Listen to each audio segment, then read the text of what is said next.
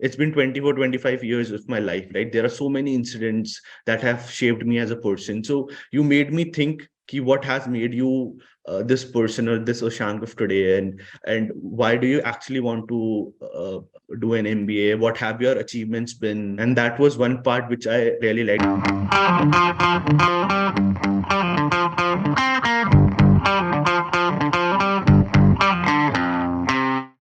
Hi everyone, this is Piyush Ranjan. I'm the founder of Management Masters, a boutique admission consulting firm for the top MBA programs worldwide. Today we have with us Oshank Mittal. Oshank worked with us to apply to ISB and is joining the school in a few weeks' time. So without further ado, let's hear it from Oshank. Thank you for joining, Oshank. It's great to have you here. But before we start with the interview, could you just give us a brief background of what you were doing professionally and where do you come from? Right. Thank you, Piyush, for having me.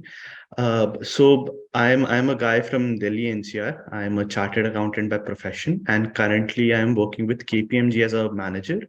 I've done my one level of CFA. I work as a chartered accountant, what you would expect a chartered accountant to do. And yes, as you mentioned, in a few weeks it will be ISB for me. Right. That's very, very nice to hear as well for me. Uh, uh, as we move forward, Oshan, could you help us understand? Because uh, what exactly were you doing as a chartered accountant, and what led you to start thinking about an MBA when it Right. comes to your career progression? So, could you just walk us through that sort of decision path? Right. I'm not sure if you're aware, but the chartered accountancy course gives you an option to do it alongside a correspondence college just out of your plus two, right? So just out of your plus two, you get into the academic side of things, and you, of course, you clear all your levels, and then you start working, and there is an internship also. So all my experience has been with the Big Four. Essentially, what I do is global trade, tax, investment advisory, right? And it's about, again, advising clients to structure their deals, to make their investments, so on and so forth. The reason that I wanted to do an MBA, or felt that there is a need to do an MBA, is because one, the global dynamic and both the Indian dynamic is changing today. We have the China plus one strategy, which makes a lot of company coming into India, and a lot more management roles are opening up. Also today, I think the importance of providing value added services to a client or even otherwise has gone up. Just being aware of something is not enough, right? You need to be able to articulate it in a better manner. You need to be able to structure it and derive some efficiency out of it. This is when the MBA comes into place, wherein you learn all the leadership, the management, and the strategy side of things. Also, I strongly believe that MBA helps you build a great network, and this we are seeing just even before the college has started. We are connected with a huge pool of people who are in the right places, can get you right opportunities. So yeah, I think it is a way to just jump start your career again from a better level, if not. I Right, think. right. So if I understand correctly, you did not go to a traditional sort of the traditional bachelor's Yeah. part. You Yeah. did not have that, right? A Yeah. lot of TAs who come to us come with a similar background as yours, that they have done a correspondent course. But at the same time, a lot of CAs who work with us, they've also done or pursued the normal bachelor's and then sort of done the CA in parallel or sort of Right. after the CA, after the degree. But now going into the process, right?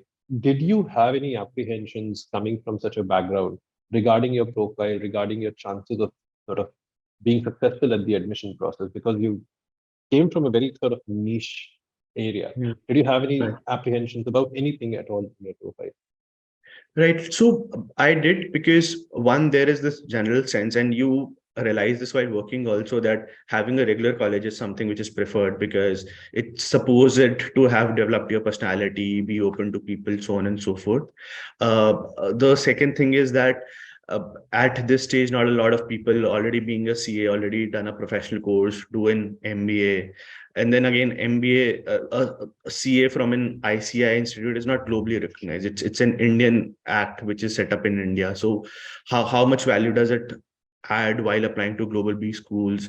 How will I be placed between global and Indian B schools. What should be my next steps? Whether what I have done is it at par with my peers, above my peer? Because all said and done, it's a relative thing that sets you apart and gets up your chances. What would be an ideal GMAT score for a profile like mine? Right. And Right. yeah, all those So, questions. how did you gather the confidence to sort of, wade through all these apprehensions and then still apply, to one of the best Right. colleges in India? Right. So I think the most important thing is that if you keep thinking about these apprehensions, you'll just keep thinking, right? There's no end to it. There's one question it will get solved, there will be another, then there'll be another. So there's no end to it. If you are sure that, like for me, it was very clear that I want to do it and I was passionate about it, and it was something which was set in stone. So from the get-go, my journey was, let me give the GMAT exam, right? Let me see where I am at, let me prepare, and then basis that GMAT score, I'll then invite all these questions to me. Right. And Right. so I, like, without thinking about what will happen next, what will it benefit or not, I just thought, let me just go back to the books, start studying. If nothing else, I'll just maybe sharpen up my brain a little. So, but yeah, in first attempt, I was able to get 720. Mhm. So that was the starting point, which gave me that confidence. Ki, okay, this is, if not a superb score, it's a decent score to start with, and I can now It's a start evaluating my it's a pretty strong score, options. right? 720 gives a lot of options to you and puts you in a very, very strong position. But then I have a follow-up question that, Hmm. you were working in a very demanding role, right? Right. You're working at a big four, Right. working in a very client-facing role, I Hmm. believe, right? Right. Yeah. Yeah. Yeah. And it's very difficult to find the time to actually work on the GMAT, right? Right. Right. So could you walk us through a bit about how did you work on your GMAT despite the extreme pressures of your job? Because this is Right. something, the reason why I'm asking this question is because this is a question which most candidates have when they come to us. A lot of candidates are in that prep journey. They're Right. preparing for GMAT, and the questions are essentially, how can I do this alongside my job? So Right. what were the key strategies that you employed that worked very well for you? Right. So see, I'll start by saying that I'm not a very disciplined person. Unlike many people who end up scoring very great on GMAT or 700 plus scores, they generally tend to be disciplined. So I'll not paint that rosy picture that I used to study every day 2 hours. But again, as I mentioned, that this was something which was set in stone for me. I was something that I wanted to do from the bottom of my heart. So there was that thrust. But one thing that I always made sure that instead of having daily targets of 2 3 hours, I had that weekly target of whatever 15 20 odd hours, whatever works for you. Like, this is just a ballpark figure. So that uh, a specific passion which fueled that this is something that needs to be done, whether it will happen in 2 months, 3 months, 4 months. I was open to having that open mindset. Sometimes the job will be demanding, so you'll not be able to maybe do it in 2 months. You'll have to do it maybe in 3 months. You'll have to reduce your weekly target, but staying the course is something which was very important. Secondly, fortunately, as it happens, GMAT is not a exam of rigor. It's not that you solve 10 books, or if you solve 10,000 questions, you'll end up having a better score. It's about understanding a limited set of concepts better than most people, having them crystal clear in your head, and then just applying them a few set of questions, giving a few marks, and being able to convert. That is what worked for me. I focus on the concepts, right? I gave a few mocks, and yeah, I mean, as I mentioned, it was just in the first get go I was able to do it. And to be honest, yes, it was really tough because a lot of things were going on, right? Job, there were personal commitments. I was writing a book at that time, but not giving up, as I mentioned, just staying the course. And the structure of GMAT also helps. So Right, right. Makes a lot of sense. And I think you bring that out very, very nicely that that consistency is something that everybody talks about when it comes to GMAT, but it does not mean that it has to be everyday consistency, yes, right? When yes, you knew in your case, that you could not have achieved everyday consistency just because of the nature of your job, the kind of work that you do. So you turn that into a weekly consistency.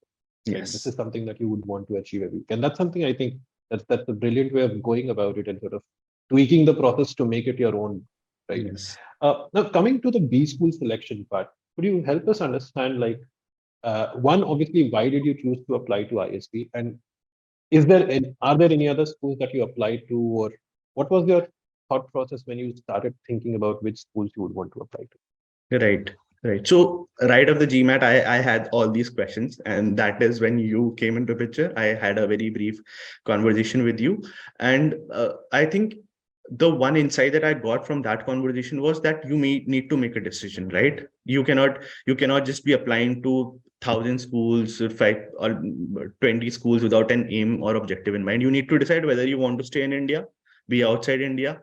If both things are open, then look at the schools, the opportunities those schools provide.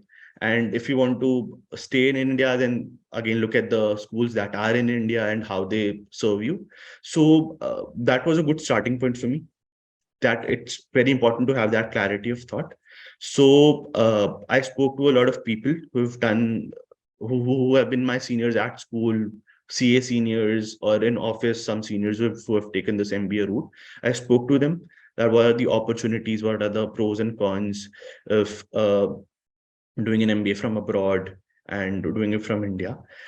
The net conclusion was that for me, I wanted to continue with India because again, I am a single child as it so happens, and and working very closely in the Indian space. As I mentioned, I do a lot of investment work. I know that when the McKinsey head says that it's India's century, it's actually true. So I was aware of the opportunities which are coming India's way, and then eventually ISB being the best school, as you mentioned, in India was an obvious choice. So I applied only to ISB with that mindset, and yeah, luckily I So got through. so we were very fortunate as well.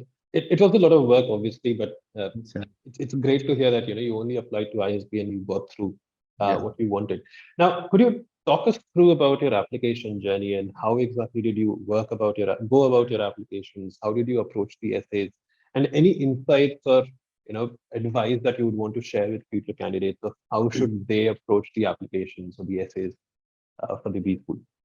Right. So I'll talk from an ISB specific point of view because that is all the experience that I have. That's the only experience I have.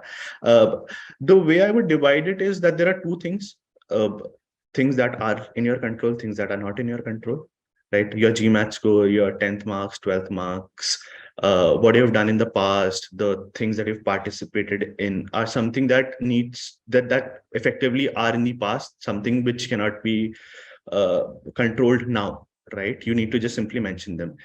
The thing that is in your control is the storytelling part of it, your reasons for doing an MBA. What if your life has shaped up a certain way, why it has shaped up a certain way, right? Because like I truly believe, and this is more of my experience of speaking with the ISB cohort 24, that everyone has a unique story. It's that these people were able to effectively tell it to the admission committee, and people who had even better theoretical on paper CV were not able to convert ISV because they were not able to effectively communicate their reasons for uh, doing an MBA or their entire story. And strangely, that it's just not your CV that matters. It's genuinely people are interested why you want to do an MBA, whether you'll make the most of this 1 year or you're just coming in just for the sake of the brand name. So effectively being able to tell your story is something which is important. So I would, as an advice, I would suggest not to think too much about what has been, because that's not in your control. And to be honest, it doesn't matter a lot. It matters, but not a lot. If you're able to effectively communicate your story and it makes sense, then yeah, you have a really good shot. Right, right. That makes a lot of sense. And at the end of the day, it also goes out of your hands once you have told your story, right? Yeah. Once you have given your best, once you have the feeling that you've given your best, let ISB decide Yes. what is going to happen, right? Now, obviously, when you reached out to us, we specifically decided to work together on ISB application, right? And how would you sort of what would you say was your experience with us? What did you like with us? What did you not like? Something that we could improve in terms of working on the applications, and how did we actually help you? You tell us a bit about Right. that. Right. So one thing which I really specifically liked was See, ISB application is relatively easier when you compare it to the foreign B school applications, right? It does not per se require a lot of brainstorming if you choose to, but we did it irrespective, and that was one part which I really liked, because it's been 24, 25 years of my life, right? There are so many incidents that have shaped me as a person. So you made me think, ki, what has made you this person or this Oshank of today, and why do you actually want to do an MBA? What have your achievements been? What do those achievements and weaknesses indicate? What are your passions? What define you as a person? So doing that deep dive, even though it was not per se necessary, like a lot of people would choose to avoid it because it's a simple there's simple like 400 word two essays. It's as simple as it gets. But irrespective of doing that deep dive gave me a very good perspective. In hindsight, it was the best thing that we could do, because that helped up shape that story beautifully. And of course, as I mentioned in my review, otherwise also, that your storytelling abilities. I thought being a consultant working in a big four, I was very good with my words and very articulate about it. But I just often now and then when I'm struggling for motivation, I just go and read my essays. So I realize That's ki, that's very kind. That's very kind of you. But I think it's more about just understanding when we are so too close to our own stories, right? yeah, Uh, Sometimes what happens is what we have seen, and probably if I am applying for a B school, I will also probably get it reviewed from somebody else, because being too close to our stories may not do justice to the way we are telling the story all the time, right? Sometimes it works, obviously, yeah, but a lot of times there would be certain areas that we might think of it as, okay, I've done this, there's nothing big in this, right? And this right, is a very, very common thing right. that happens. That I have achieved this, so what's big in this? This was super easy for me. Whereas the Right, same thing from somebody else's lens could have been a very, very big right. achievement or a very big sort of characterization. Right. So yeah, Right. So I was saying this was essentially true, because the things that I was thinking was achievements. Eventually, we ended up realizing these are something that everyone does, and things that I was underplaying were eventually what we ended up highlighting in our application. Because again, as you mentioned, when you're too close, you realize this is something that everyone does. But then when you take a bird's eye view, you realize, okay, this was actually something which differentiates me, and not the other thing which I thought right, would right. differentiate. So, So you also sort of worked with us on your mock interviews, on sort of preparing for the interviews for ISB. So could you tell us a bit about how did that work out for you, and what did you like about it? Any feedback on the interviews? Right. So on the interviews bit, I think the one thing that the interviews definitely help is help you overcome that inertia, because again, there's a time lag between when you get that call from ISB and you submit that application. There you leave aside a few days. So mock interviews, they just give you that initial thrust. That is one which is very important and is often underplayed.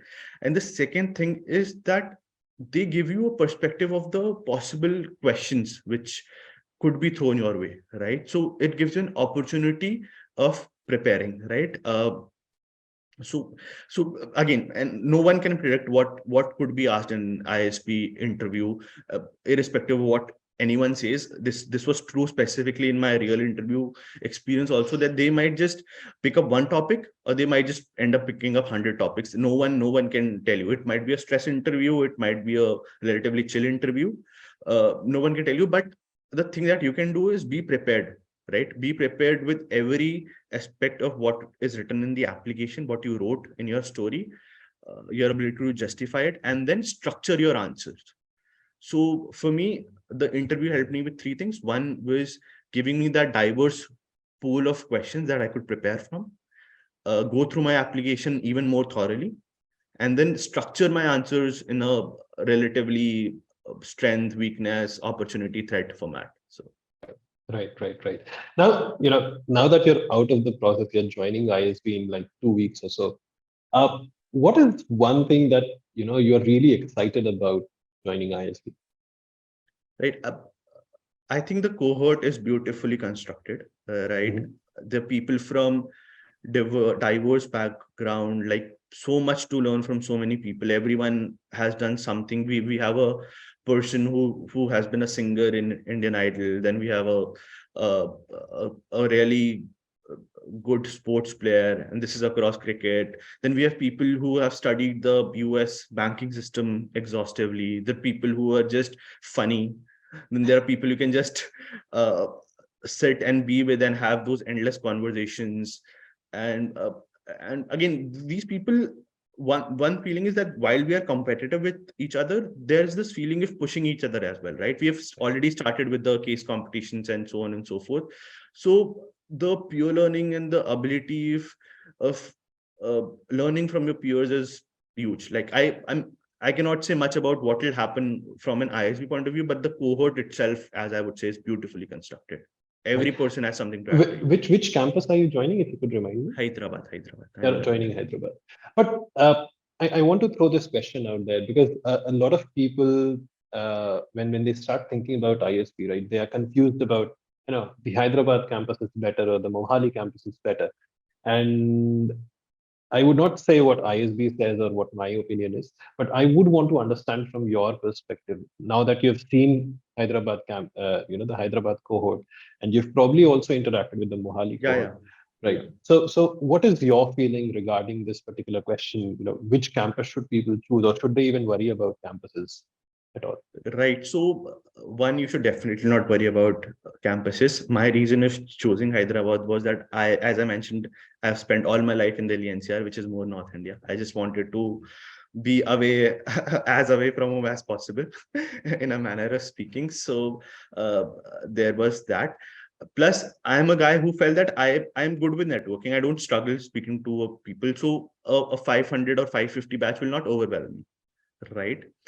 Having said that, uh, ISP does not differentiate at all between the cohorts. We don't know who is from Mohali or Hyderabad while we are just getting into the 2 weeks to ISP.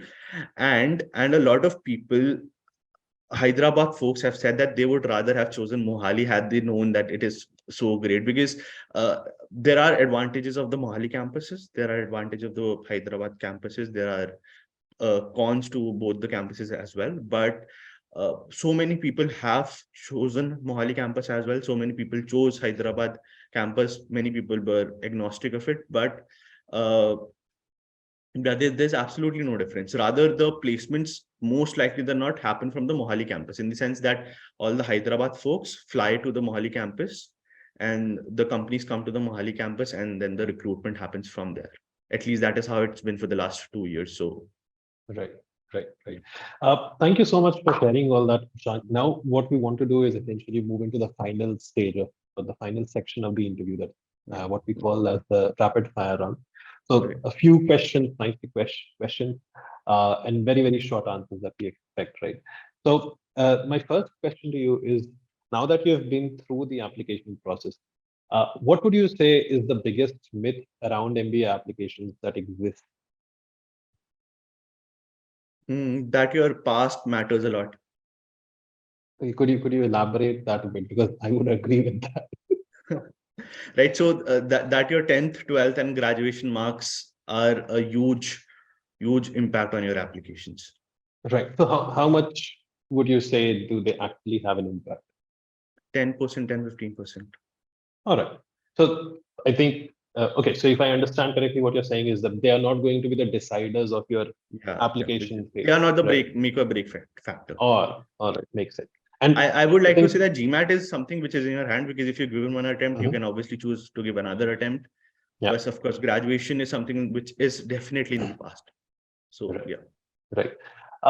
The second question is kind of a follow up on this. Is what do you believe is the importance, or how much importance is the GMAT or the GRE score when it comes to the application?